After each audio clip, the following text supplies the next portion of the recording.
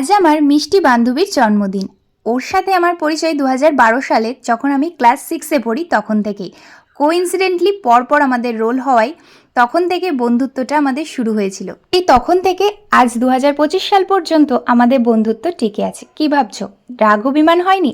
হুম, একদমই নাই। এর মধ্যেও কিন্তু রাগ অভিমান হয়েছিল, যেটা খুব ভালো গভীর সম্পর্ক বা ভালোবাসার মধ্যেই হয়ে থাকে। সমস্ত বাধা বিপত্তি পার করে আজ আমরা একসাথেই। এখন ওর বিয়ে হয়ে গেছে, তাই হয়তো সেভাবে দেখা হয় না ঠিকই, কিন্তু যখনই কথা হয় সেই স্কুল জীবনের কথাই কিন্তু আলোচনা করি আমরা। স্কুলে যাওয়ার মেন কারণই ছিল ও।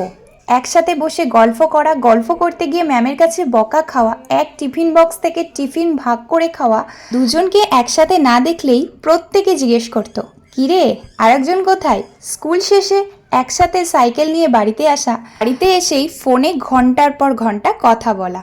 ভাবছো এখানেই শেষ? একদমই না, যতই বলবো ততই বলা শেষ হবে না, কিন্তু আজকে এই পর্যন্তই থাক।